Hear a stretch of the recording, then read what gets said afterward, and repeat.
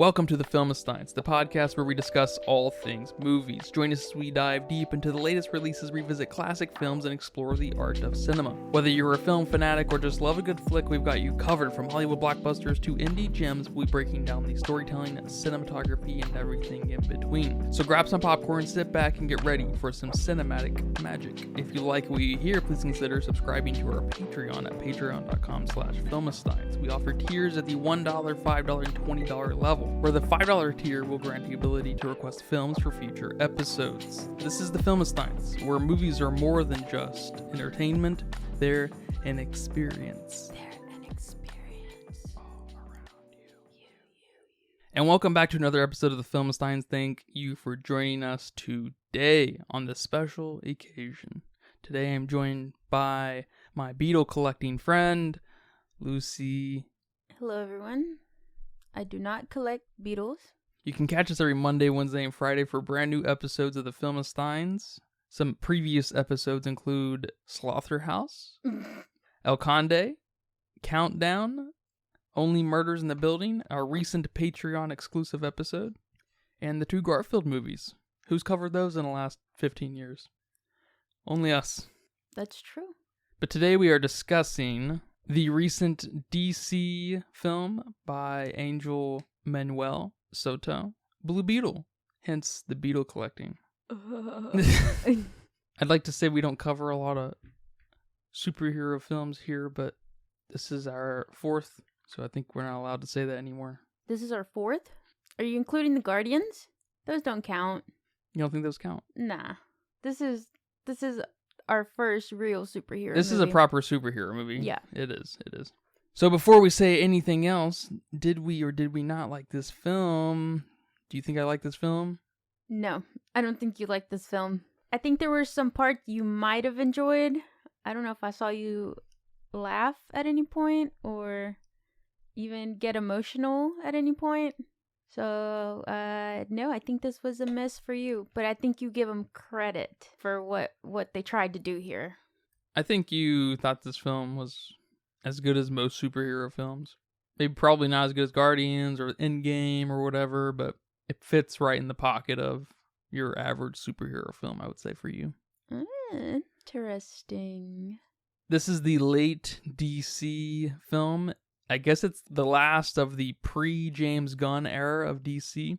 And I know it was tossed around in the way that they weren't sure if it was going to theaters or if it was going to just HBO Max or whatever at the time. And I guess they had a lot of faith in it, which they should have. I will say off the top that it is easily one of the stronger DC films. Yes. Just because it's a competently made film. Might as well just clone Marvel if you can't change anything else up. So, and I feel like this feels very much like a Marvel movie, which I think is a compliment for superhero films go. Yeah, I don't know if it's a compliment coming from you, but from anyone else, I think it would be a compliment. That's fair. I mean, these movies are just not for me. Superhero movies are almost the thesis of, the kind of film I don't like or enjoy. Almost. I don't see why. There just really isn't a story here. Or normally. But I will say as far as Blue Beetle goes, the family thing is pretty interesting. But before I say too much, what did you think of this film? I guess I'll start off by saying the parts that I liked, I really loved them. But the parts I didn't like just weren't enough to push this film over for me. But as I kept thinking about it, I don't know, it's starting to lean more towards the like side. But you made a very good point in the beginning. This is by far one of the better DC films. So compare it to DC, yes, I really enjoyed this film. But compare it to some Marvel films, it's not quite there. And for me, it was mainly the dialogue that just killed it. Because there were some pretty cool action scenes, not as much action as I would want from a superhero film. That's why I'm going to see a superhero film. I'm there for the fights. I'm there for the clashes and the flashes and the banter as they throw cars at each other. I don't know. I'm there for that. And I guess another superhero movie trope is either someone dying or someone close to dying and, making you all emotional. But here they completely hit that for me. So it's, it's like the dialogue was a miss, and it was a super big miss. Like I'm almost just disgusted by the dialogue. But then the emotional parts, I'm like, oh man, you really went there. And I think I cried like 3 times. Yeah, I know DC has struggled with trying to replicate the Marvelisms, and that's Marvel themselves have become kind of a victim of their own writing, and we get a little bit of that here. They rely a little bit too much on, George Lopez trying to, with his quips. Yep. Which, I get it, you have an actual comedian on board. He's loved by some folks. I think he's loved, right? Everybody loves George Lopez. I don't know someone that hates George Lopez. Yeah.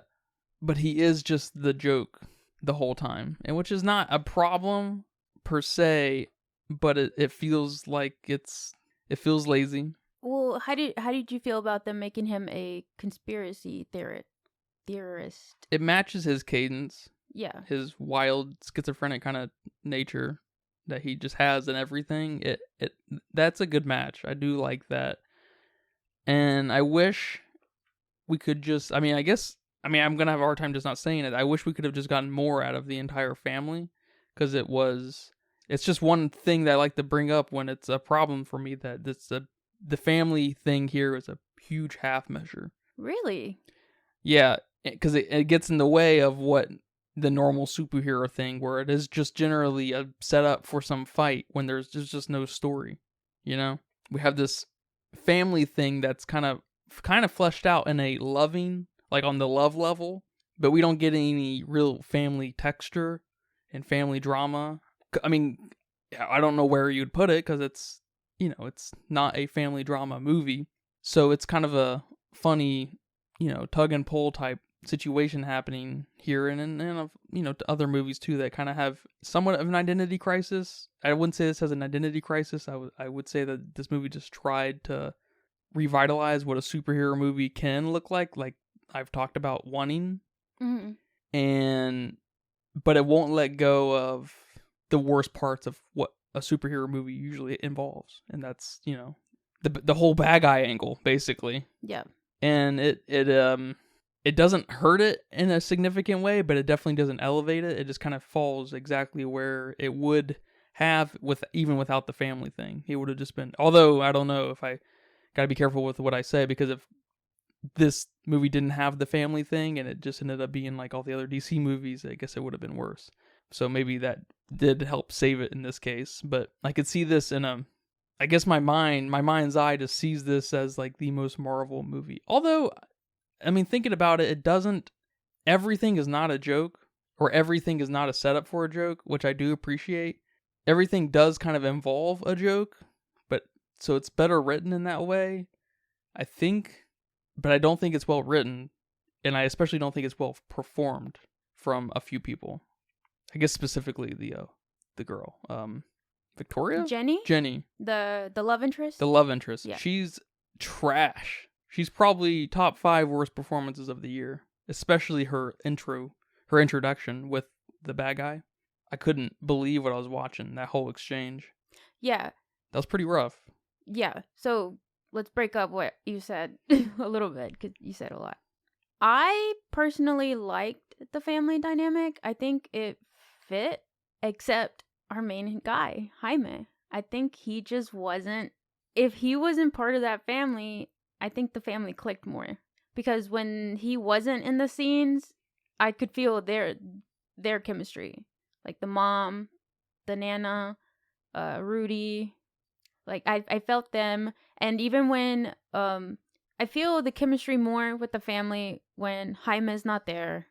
For example, when they're in the ship. But then in the ship, you introduce Jenny, which I completely agree with you. She is the worst performance of all year, and the year is not even over. But I don't know about all year. I'm claiming it. You claiming it? I'm claiming it. She's pretty bad. And so she ruins every scene she's in. She ruins that moment. And the bad guy just, And this is where the dialogue issue comes from me here, I guess, with the family thing. The bad guy, what's his name? Omac? The Omac wearer, yeah. Yeah, Ignacio. Okay. He keeps saying the way you care about your family is going to be the death of you. I don't know how he said it, Yeah. He kept saying that's his Achilles heel, basically. Right. Yeah. Which they tried to build up. But he just said it way too much. Like 5 times. It's like, okay, we get it. All right. I guess it's a forced message. Literally. Yeah. And just something about picking a Hispanic family. You're automatically already bringing the family message. You already have an uncle living with you. You have a Hispanic family. You have the grandma and the uncle living with you. You already brought the family element. Hispanics, Asians, maybe African Americans, maybe another one, but those cultures are known for their family dynamics. When you put any of them in any film or TV series, you're already giving them the family message. So maybe don't force it quite like it was here. Because some of the I thought some of the family scenes were great, some of them. Especially when he turned. He's not saying anything. Jaime is not interacting with anybody. He's just on the ceiling turning into a bug. And everyone's like losing their shit. Yeah. That's probably the best scene. Yeah. When he first changes, yeah. Which is how any, crazy ass family would react. That's how they react when they already see a bug. Not even your brother or your son turning into a beetle. Yeah, that's funny because that's actually a really funny thing to say because that is exactly how some people react. And being super mega ultra fucking dramatic when they see a little critter. We all have known people to flip out for seeing a little spider. Yup. That's funny. I didn't think about that. That's actually a really funny detail.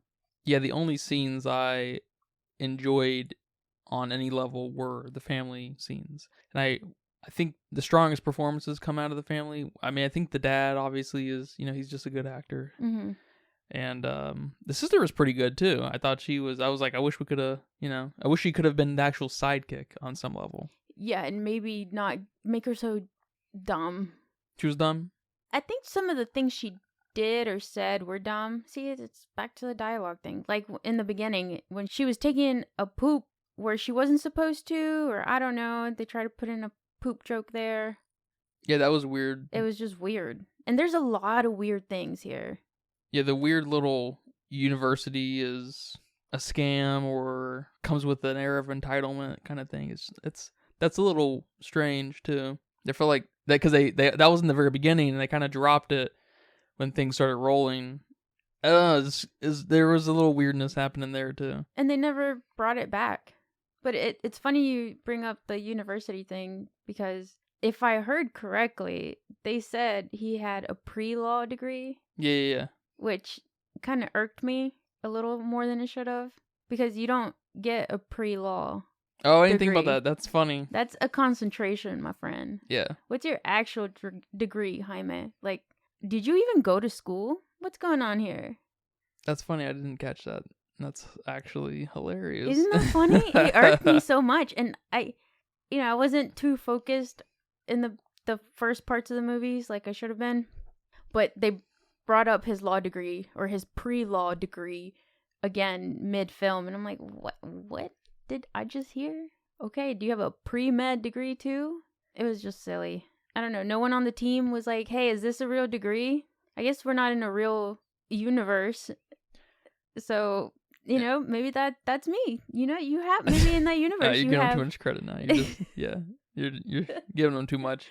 It is a made up area in Texas though. They were trying to make it like a kind of the Hispanic version of like Superman's place or Batman's place. I don't really know where they're from. Or Arkham. Gotham. That's what it's, yeah. Arkham. Well, Arkham's the prison. Oh, okay. I thought all DC cities were made up. Oh, I don't know. Maybe. I thought that was a difference between Marvel and DC. I didn't know that. That's true. Is that true? I don't know. I have no idea. I've absolutely no idea. Metropolis. That's where Superman's from. Yeah, and that's not real. So I thought that's why they did that. Okay. Well, that makes sense. They're trying to kind of stay consistent with with all that stuff. But I don't know. Don't quote me on that. That's just what I've thought. I did see that James Gunn said that Blue Beetle might actually be canon for the James Gunn era of DC, because he thinks it can fit in anywhere in the timeline, that it's not timeline specific, which I appreciate that acknowledgement, because it completely makes the timeline of the chronology of release for the films completely irrelevant on some level. And I think that's different, I guess, from Marvel for one, but I also think it's maybe a sign for just stronger independent films, because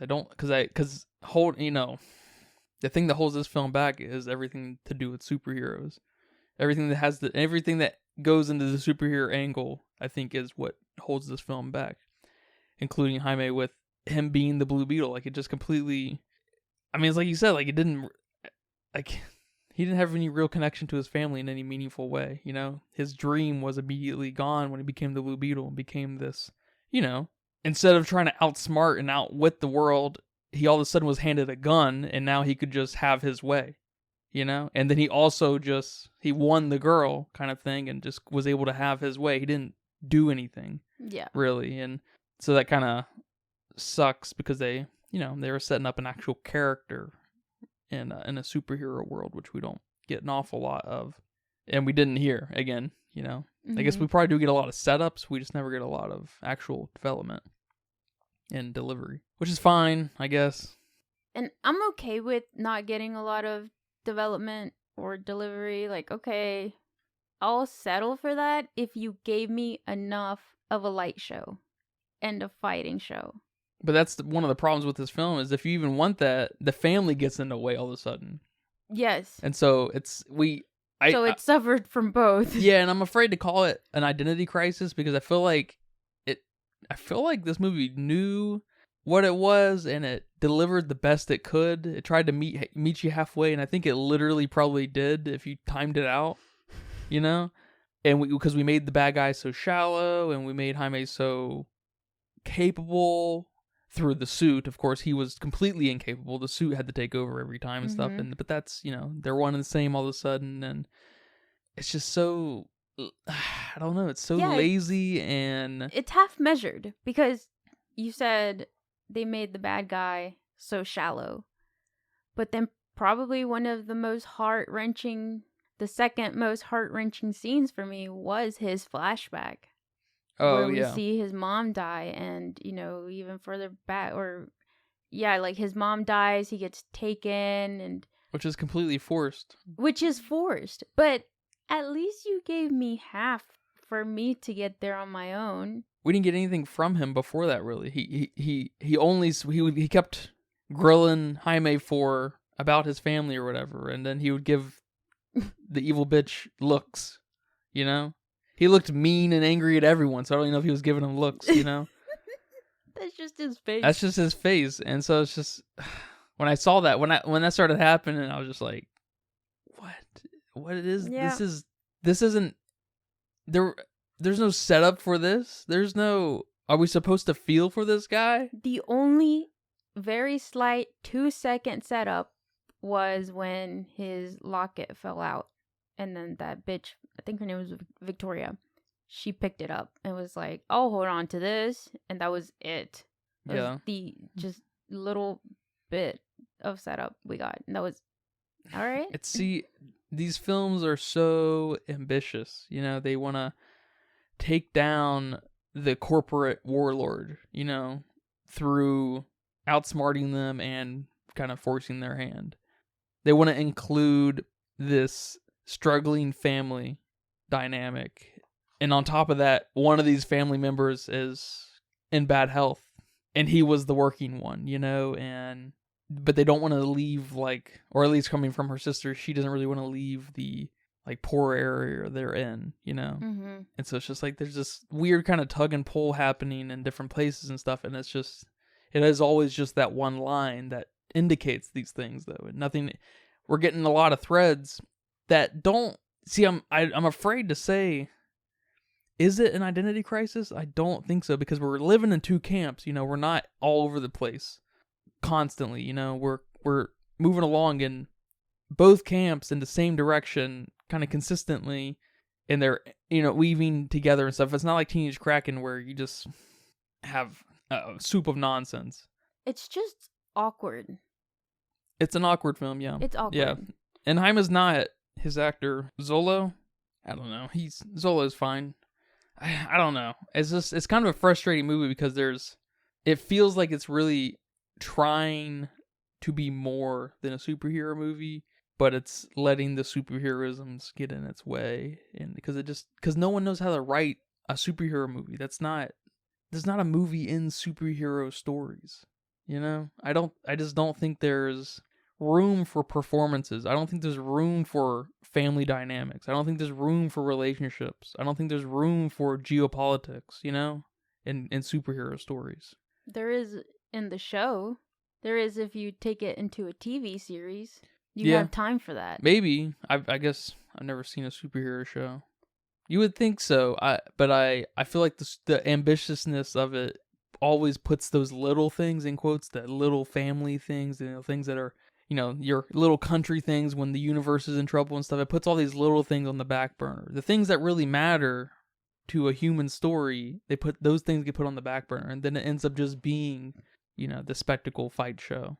And then it's just, I don't know. I guess if you're into that, you're into that. I mean, I guess that's good, because there's probably more of that than the other way. And that's just, it's just maybe one of these situations where everything is just not for everyone, That's true. And movies like Blue Beetle and maybe even Little Guardians or something, or probably several other hero movies, they try to be more than just a superhero movie when they just need to be a superhero movie. Like, I feel like...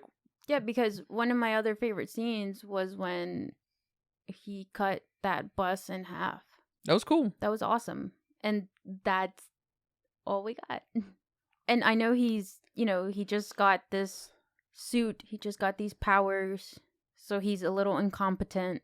Which I like. I like that angle in superheroes. I guess it's a little bit of a trope, because we get that with Miles, and I think that we get that with our Tom Holland Spider-Man, I feel like, in the first movie. I don't know. I think they made him a little too incompetent, because he didn't try anything. Yeah, he was completely incapable. Yeah, because the suit had to take over. Yeah. Which I thought it was funny, but then at the end, when he's getting his ass kicked, I was like, well, why didn't you just get what's the suit's name? Kaji? Yeah, Kaji-da. So why don't you just get Kaji to take over for you? You did that back then. Now you're against it? I don't know what's going on here. And then she rebooted. Yeah, I don't... Like, what? Yeah, I don't know. What they probably should have done in this movie, here we go, is focused on Jaime's lack of ability to connect with his family. And through the movie, we explore his relationship he forms with the suit. The suit recalibrates his ability to maybe connect with people, or just connect, just in general, and that can kind of help facilitate, rekindling his relationships with his fam. And then that's it, because we wouldn't, we don't have time for anything else. Yeah, I don't know if I like that. I don't know if I like taking this movie in that direction, because that's not what they were going for whatsoever. And I don't think that would have made it better. Maybe they just shouldn't have had a talking suit. Or they could have made it more like Venom, where it was just a parasitic thing. Yeah. But that's not Blue Beetle either, I guess. I feel like it's just inherent to the superhero thing, and maybe it can be a little bit better fleshed out on TV with a series, maybe. But I feel like no matter where you place a superhero story, it gets way too ambitious for what is really possible on screen. I really don't see a working superhero show, movie, or anything really. I think you're just hating on superheroes a little too much. You never watched Daredevil? On Netflix? Yeah. No, I've never seen That that. was actually pretty good. I heard that. I also heard Punisher was good too. I didn't watch. With Shane. Oh, okay. Yeah, I didn't watch that. And I also watched The Flash. Oh, the CW show? Yes. Wow. Okay. And I like that one quite a bit too. I know there has been a lot of love for those CW shows. They're all coming to an end, actually. Oh, okay. I think they're all kind of funneling into a final arc of the show. The mini shows, Arrow, Flash, Superman, or whatever. There's several of them. Yeah. So I think there is a lot of potential there. There's a lot of love there just for superhero shows anyway. But I don't think this movie suffers from a lot, really. I think it was just not followed through and just awkward. I don't know if it was awkwardly written or just awkward performances. Probably a little bit of both. And direction, probably. Yeah. So I don't know if that would be something that could fix it. Like, I mean, Jaime here is not a bad actor. So maybe it is a direction thing. But, you know, when he comes in the beginning and, you know, quote unquote saves Jenny from what? You know, when she offered him the job or when she offered him to come to the office. Mm-hmm. Because Jaime saved her. Wait, what did he save her from? Yeah, I guess Jaime think that was gonna, like, what did he think that was gonna happen? Exactly. Like that guy, the OMAC guy was gonna fucking murder Jenny right there? Exactly. Like that was just a really awkward thing for me. Like, and it, is that a McMuffin? It made him go into the thing and then she handed him the chicken box with the Beetle. Can, action be a McMuffin? Yeah. I mean, I think anything can be anything that acts as a catalyst. Does it have to be like a tangible thing? No, I don't think it needs to be a tangible thing. Okay, so that's pretty important, that scene. You know, it's when they first meet and then here's the love interest, so it's a really important scene for a lot of critical parts of the film. And it's just fucking awkward. And I know you've brought up this point earlier, but it's also very awkward giving him this, you know, fake degree and just keep making the point that when is you know, he's over here cleaning. I don't know what he was doing at the hotel. He was just cleaning. Yeah, it looked like he was a little bit of just the server, the guy who did everything. Okay. And they don't really go anywhere with that.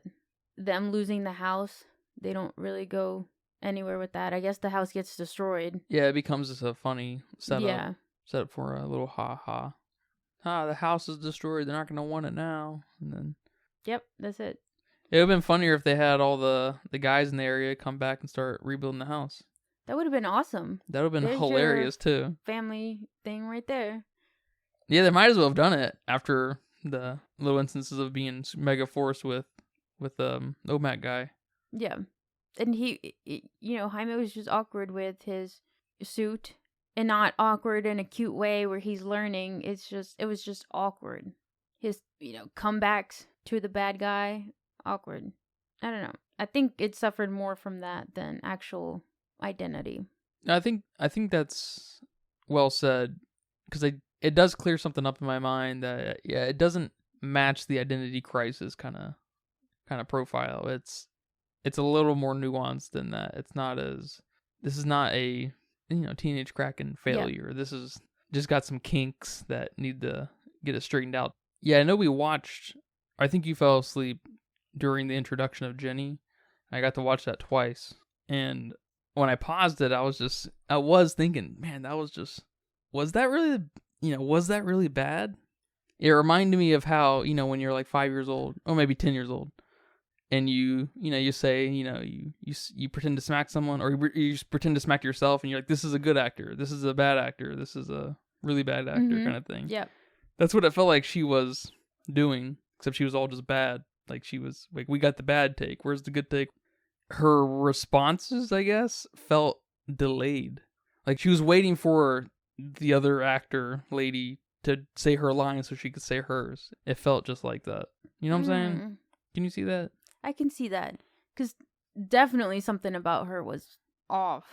Like, I was like, I felt like she was at any second gonna look at the camera and be like, "Did I do good?" You know, kind of thing. It was, she was unbelievably bad. Yeah, she was rough. I wonder, is this her first movie? Yeah, I don't know about that. No, she's been in a few movies, it looks like. And TV shows. Oh, I see that, yeah. Yeah, she's got a long way to go. I mean, it could be a directing problem, but I'm going to say this one did not quite, as far as Jenny goes, it did not quite feel like a directing problem. Although I think there were some directing issues in general. I think that's where a lot of the awkwardness comes from. So it's a little bit of column A, column B, probably. Yeah, because I think with Jaime, we definitely see more of the directing issues. But with Jenny, it's the actor or actress issues. So are you cool with the actual premise? You know, he all of a sudden feels obligated to get involved in this corporate warlord shit and wants to stop, you know, her helping the greater good, whatever she's doing. I'm okay with it. It's as basic as any superhero movie. That's what they all kind of want to do. But then here we have him being really motivated by the death of his father, which was very heart-wrenching for me to watch there. Not only did you kill his dad, but you gave him a reason. It wasn't, oh, he was hurt in battle. He had a fucking heart attack. And we already knew he had heart problems. Yeah, that was definitely the best setup. Yes. His dad, everything to do with his dad was the best setup of the whole movie. His dad had probably the best arc and overall performance. Like, that was... I mean, the dad did great. George Lopez did great. Nana did great. You know, she came in the back there and just gave her A game. The mom was just okay. You know, we didn't get a lot from her. You know, Milagro, the sister, she was great. But our two main guys here just weren't. But yeah, I was okay with it. You know, nothing to applaud, but okay enough. I really enjoyed some of the props that were in the movie. I think they did a fabulous job with the house and the kitchen. We spent a lot of time in the kitchen. And just the small details of a Hispanic household. And I mean, really, it's not even a Hispanic household. It's just a poorer household. And, you know, you see the gallon jug. You see all these trinkets. You see the table filled with shit. You see big ol' mismatched family photos hanging on the wall. And I think there was a lot of love that definitely went into the kitchen. And, you know, we even said earlier that that's probably one of the best scenes where he turns and everyone's screaming and everyone's yelling and overreacting. I also really liked the bug ship thing. That was pretty cool. The bug ship was cool, yeah. The bug ship is awesome. Yeah, it's like a big scarab. Yeah. And then the gadgets that the dad had, that Jenny's dad had in there, those were pretty cool. Yeah, what do you think about that reveal? That her dad was still alive? You called it before. You took the... You're like, yeah, her dad's alive. I was like, what? No, he's not. And then he was alive. So... I'll be quiet next time. It just... I didn't even know what to think. I was just thinking, this guy. I did like the little texture of her dad not being compatible with the Beetle, and then he finds someone who is compatible with the Beetle, and he's trying to study it. And then I can't remember what happens to that guy. I guess he dies because the Beetle is no longer with him. He's with Jaime. So. Yeah. Because isn't that what he said? Isn't that what they said? That if the Beetle's removed, you die? Yeah. So he must be dead. Or I guess he said the only way to remove the Beetle is by dying. Okay. Which I don't know if that's the same thing. Yeah, virtually the same thing. Yeah. Equivalent. Yeah, I can't imagine why they chose Jenny's actor. Like, they didn't have anyone else. I guess not. Like, it would have been better if Jaime just found the Beetle thrown away in a garbage can or something, you know? And then he gets tracked down, and then he has to, you know... Yeah, I guess we kind of need her for her dad, in a way. In the ship, I guess. And the ship, and the gadgets. Saving him. Okay, she's kind of important. But definitely another actress. Yeah, she's rough. I did really enjoy all the like Mexicanisms that they put in this film, and that was probably my favorite part, and definitely something that elevated it for me more than it should have. Yeah, I saw that he wanted, I guess Angel here wanted which I guess I'm kind of two minds on this because it's a mega forced, but he wanted the things that came from the heart within the family to be spoken in Spanish, but just saying that, is manipulative because it's you're clear cutting, forcing, straight from the heart shit right down, whoever's watching because it's, spoken in Spanish. You're like, okay, it's like, I guess it would have been better if he just never said that so no one can fucking go find him saying that, the director here. You know what? I didn't really catch that because most of the Spanish was bad words or mocking words.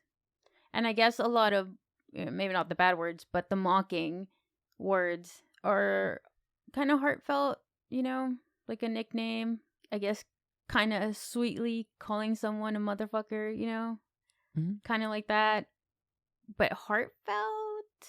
I mean, it's just like giving someone a nickname. I don't understand. There were no huge conversations that happened in Spanish.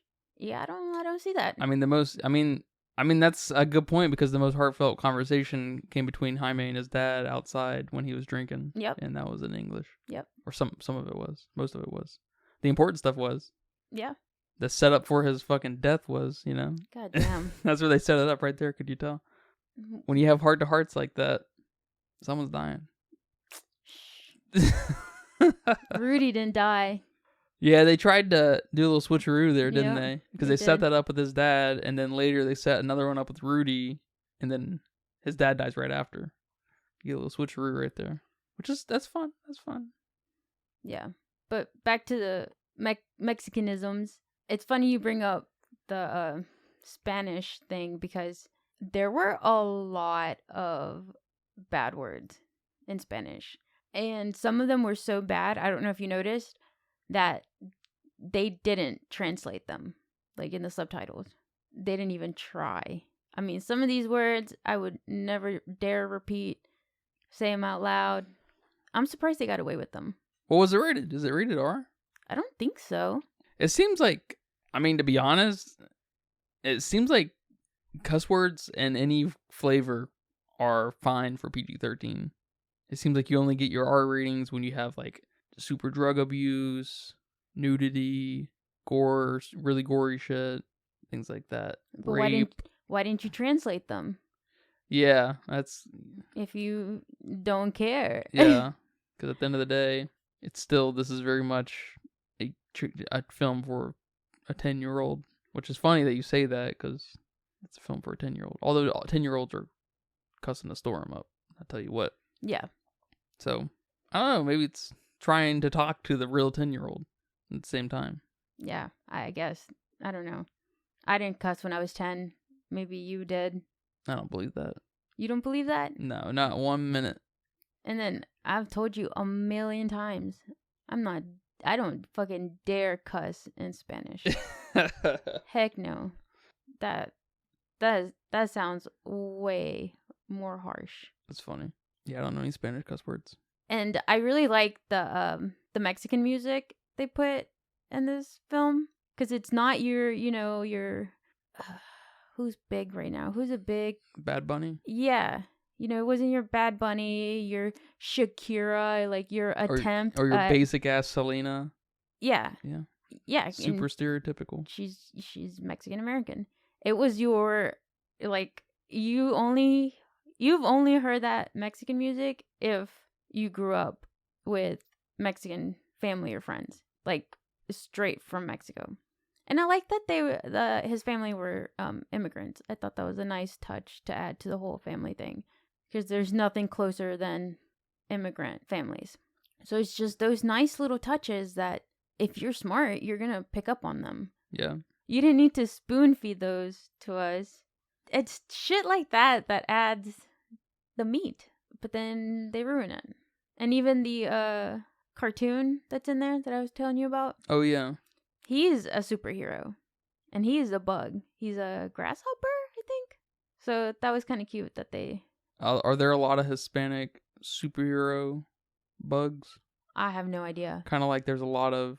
Kind of like how every like electric villain or bad guy is a black guy in Marvel. They're black guys? Mm-hmm. I don't know about that. I guess the only electric guy I'm thinking of is the one in Iron Man 2.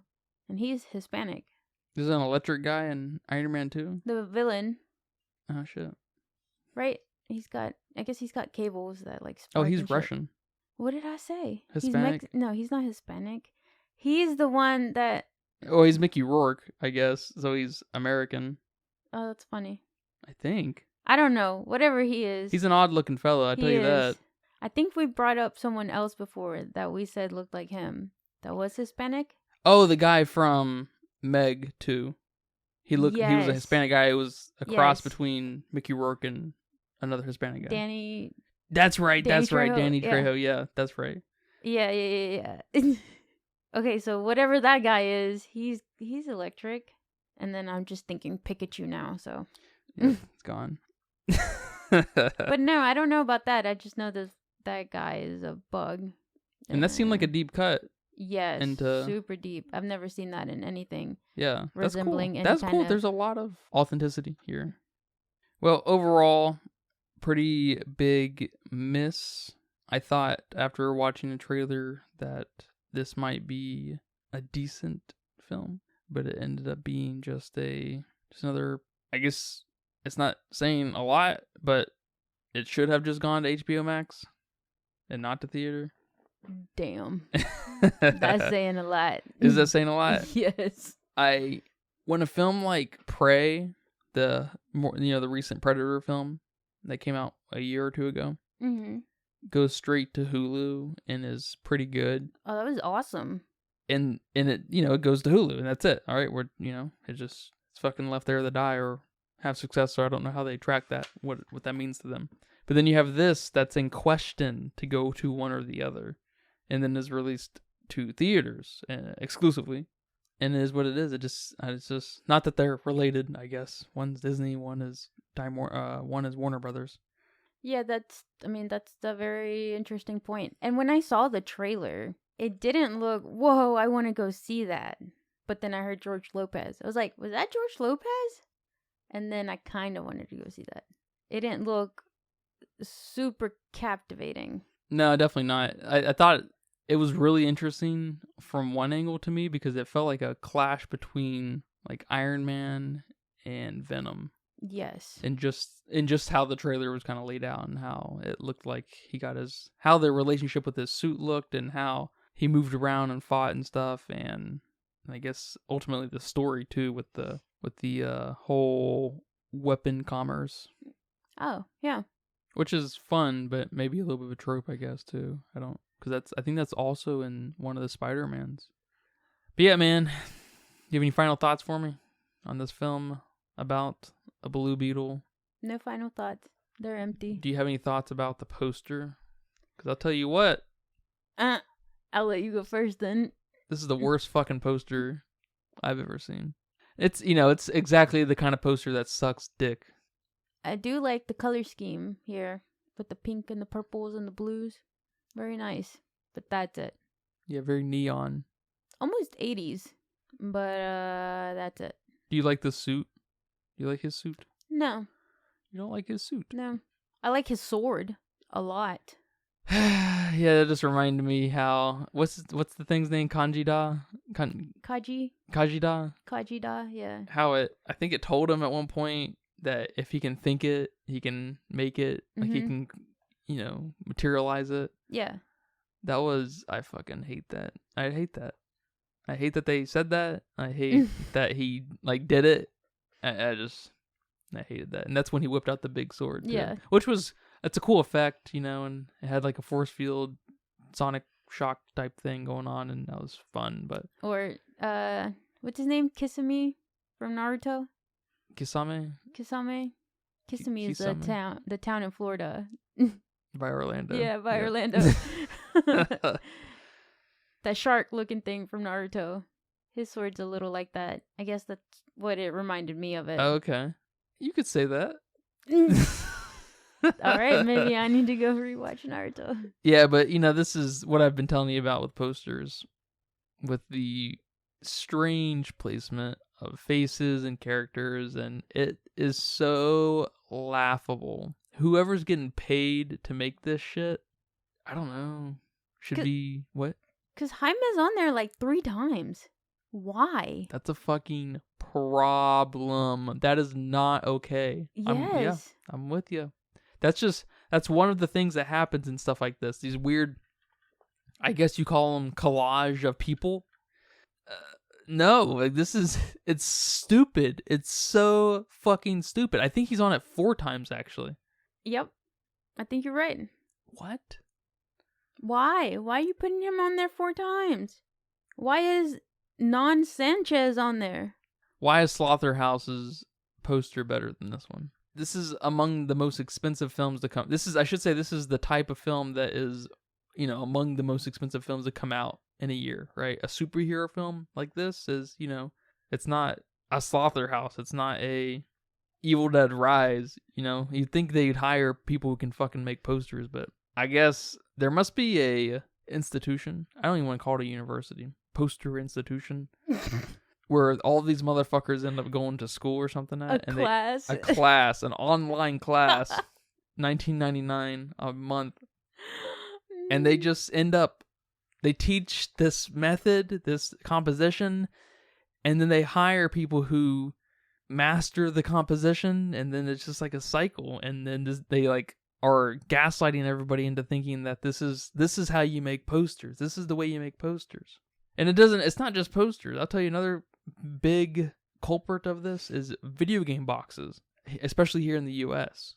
I don't know. I would assume that other countries have different posters for movies, but I don't really know. Yeah, I don't know either. But they often do for video games.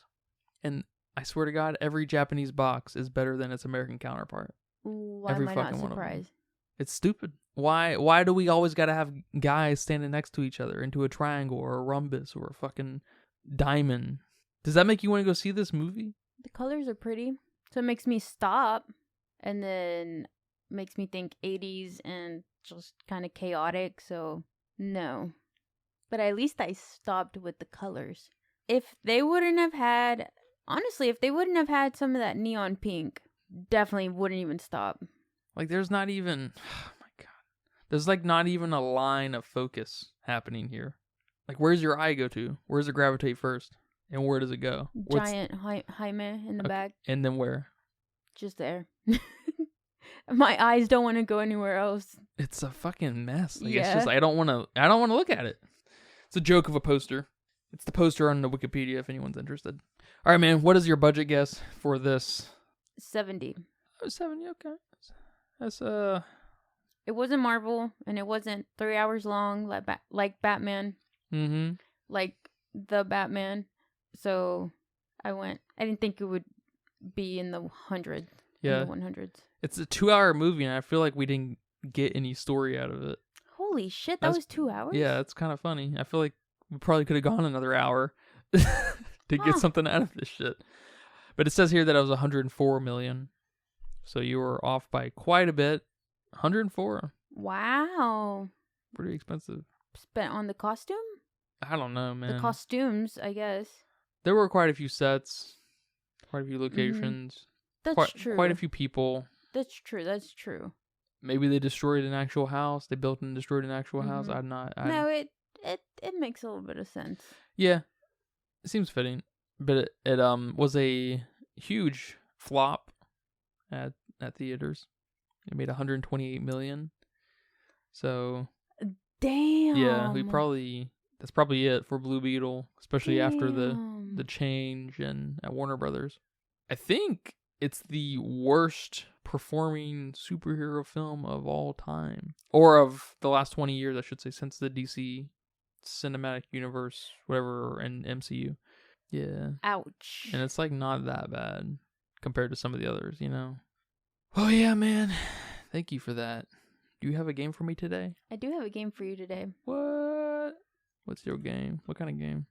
Today's game is Blue Beetle better than this other superhero film I'm about to name? That's funny.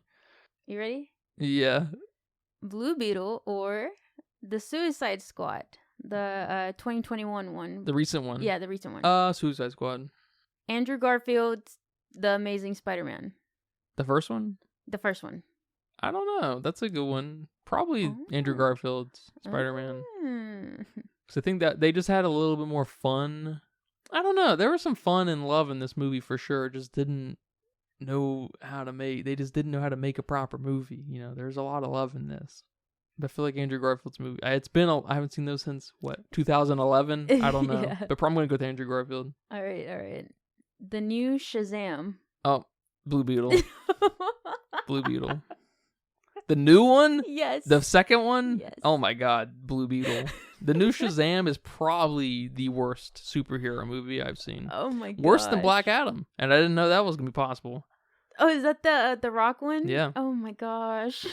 Dude, the beginning of Black Adam is so fucking bad. Oh my god, dude. But Shazam's worse. Shazam. That film needs to be studied. You know how I've talked about this class of film, you know, where we study the worst of films? Yes. Shazam, the second Shazam needs to be part of that. Oh my gosh. All right. Black Widow. I'm going to say Blue Beetle is better than Black Widow. Damn. Yeah. Damn. Although. No, all right. Unbreakable. Oh, Unbreakable. All right. Much better. Unbreakable is probably the best one I've named so far. Yeah, it's probably in the top 5 best, like, in quotes, kind of superhero movies. Hero movies, yeah. The first Deadpool. You're thinking about it? Deadpool. Okay. All right. You say Not by much, but Deadpool. I love the first Deadpool movie. I mean, again, I haven't seen it since it came out, but I'm shooting Me from the too. hip. But I'm gonna say the Deadpool movie because it just those films, no fucking doubt, know what they are. Are you on board? Is the question. You know. That's true. I'm not completely on board, obviously, because they're hardcore comedies, right? They're like Hangover-esque comedies, so they're a little, you know, they're very hyper specific, but they're fun. They are fun, and of course, what's his name? Ryan Reynolds he was born to play that role. He obviously probably is never going to be able to unplay that role. He is just Deadpool now, you know? Hey, kind of like how Johnny Depp is just forever Captain Jack Sparrow. Yep. Not because that's what you see when you look at him. That's just his cadence. His that's just how he carries himself. It's just how it is. So yeah, Deadpool. That's right. it. We should rewatch those. Yes, we should. Batman versus Superman. See, that's a good one. That's a good duel. I don't think that's a good duel. I think I there's a very clear answer here. I think Blue Beetle is probably better. Yes, definitely. I've never seen anything so bad in my life. The award-winning director Ben Affleck as Batman is pretty rough.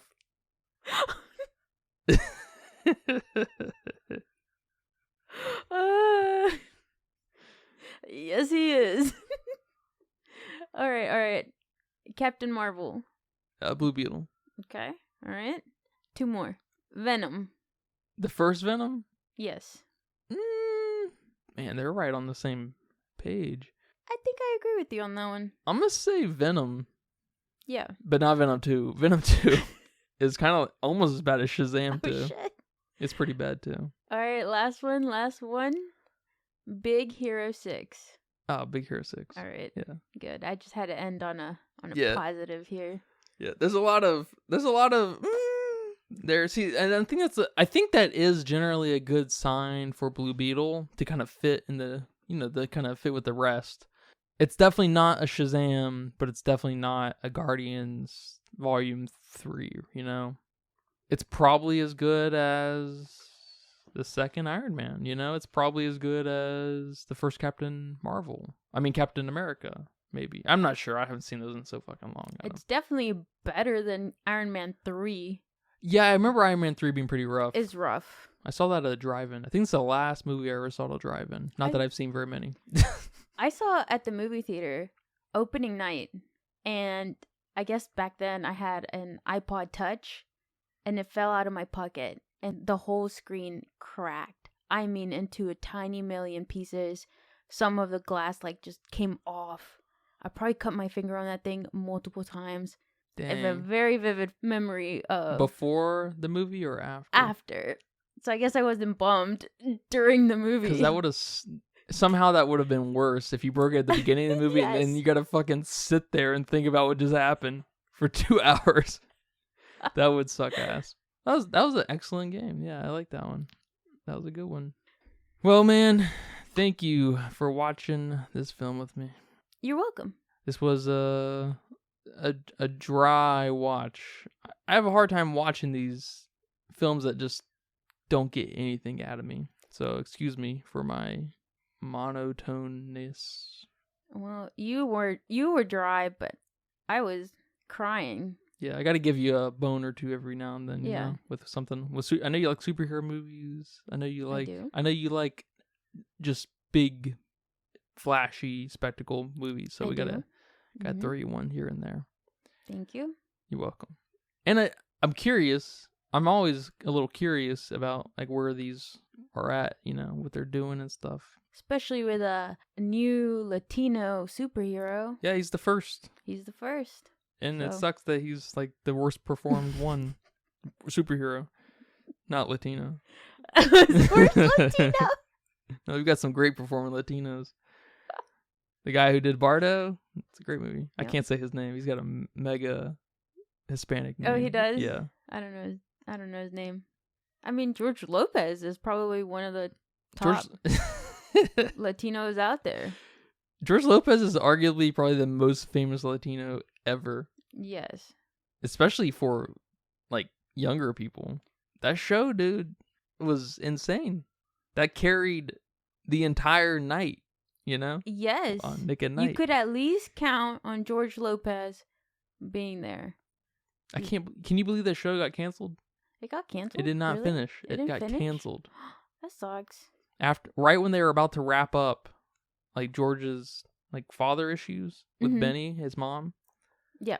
And like her remarrying and like falling in love with that Randy, I think his name was. I don't know why I remember this. Yeah, I'm surprised you remember this. And it got canceled. I didn't know it got canceled. I thought I just didn't finish it. Mm-mm. Dang.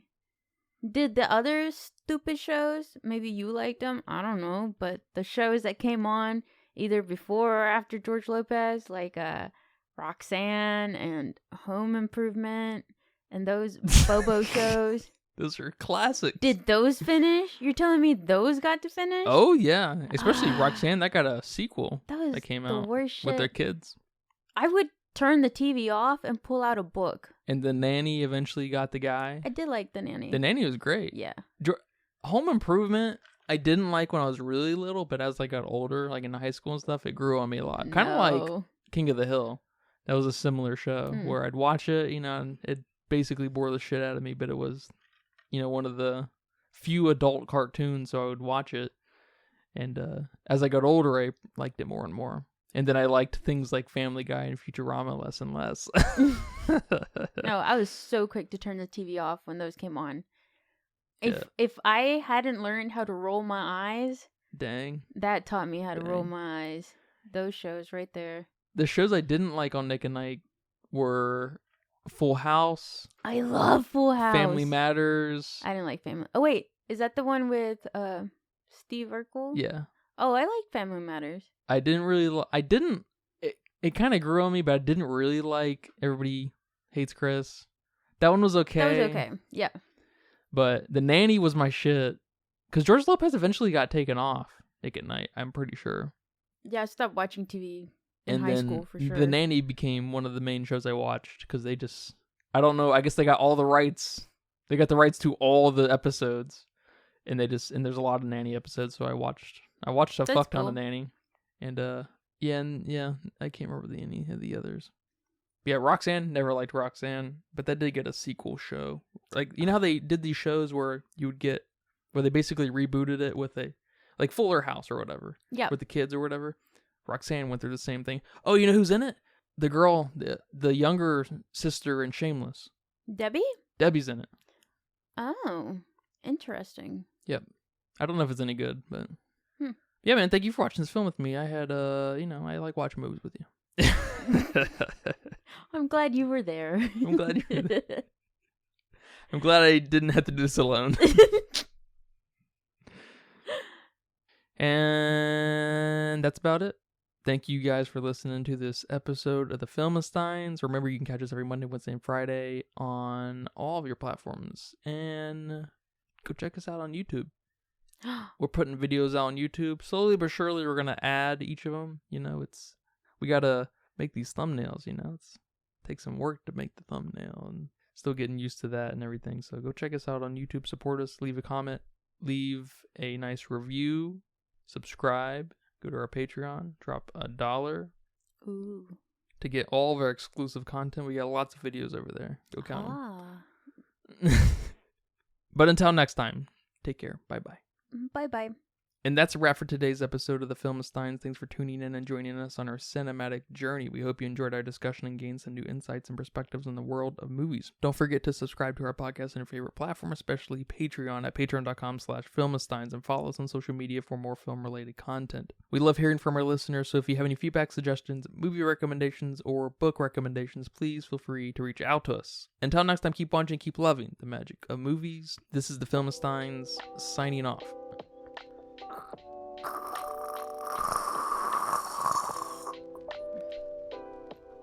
That was kind of gross. It was kind of gurgly.